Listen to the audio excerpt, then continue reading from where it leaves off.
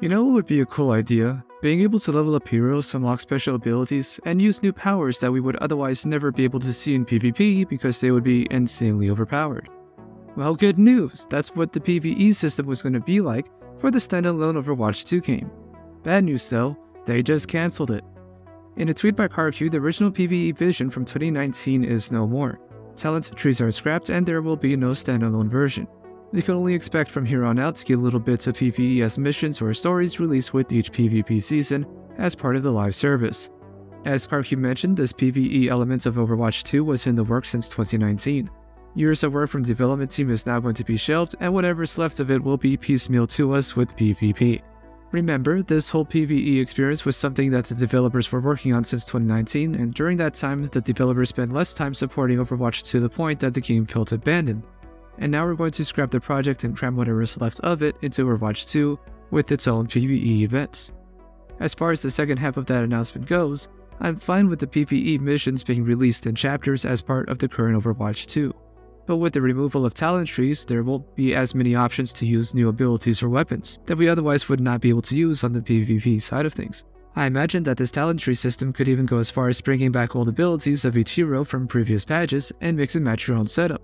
So you could use hero abilities from Overwatch 1 and with leveling be able to make them even more potent, on top of using any new abilities that could have been unlocked from the talent tree or simply cranking up your current skills to 11.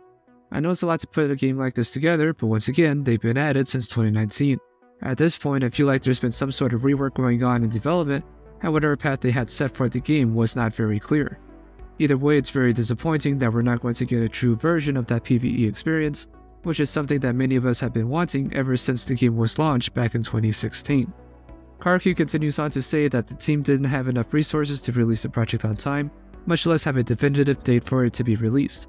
In my opinion, as much as I'd want them to create a complete experience, I could tolerate it being released in chapters, but they're also not doing that.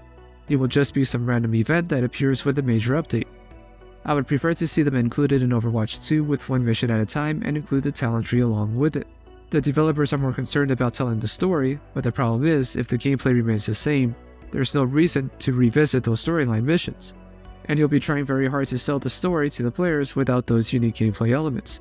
Without those elements, there's not really a need for the players who want more information on the lore to actually play the game, and not just watch a YouTube video. It would still be very linear, but my idea would be to allow you to replay those PvE missions a few times to obtain a specific amount of points for the talent tree, so that by the next event you could have one upgraded or unlocked talent available, and again the points would be locked to a set amount so you could not unlock everything in the talent tree regardless. But it would allow players to replay the mission with each role or each character and level up each one. This would give players a reason to play the PvE mission more than a few times, and with the talent tree being set up this way, players could dedicate all of their points to making their favorite heroes more powerful and ready for the next event. Even if we are to get a butchered, watered-down version of the PvE, I would prefer to see some sort of progression within it, as well as the additional powers or synergies that would have been included. I don't mind if the full version of PvE is just not available or possible, but I don't think they have to scrap the entire project or the unique elements of it to make it work. A lot of players, including myself, were looking forward to this PvE mode, and being able to upgrade heroes over time. If we're not going to get that experience flat out, at least give us something similar to it, instead of just a new PvE event every so often.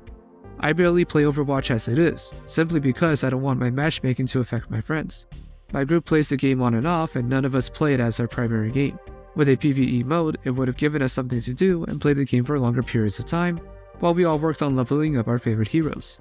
Instead, we're not going to be able to do any of that. It's an unfortunate misstep, and one that in my opinion will severely damage the player count for the game. In any case, it's just yet another thing to add onto the list of disappointments for the year. So what do you guys think about the news for Overwatch 2? And is there anything you guys are excited to see being released before the end of this year? Let me know in the comments below. And until then, I am Mr. Rain, and I'll see you guys next time.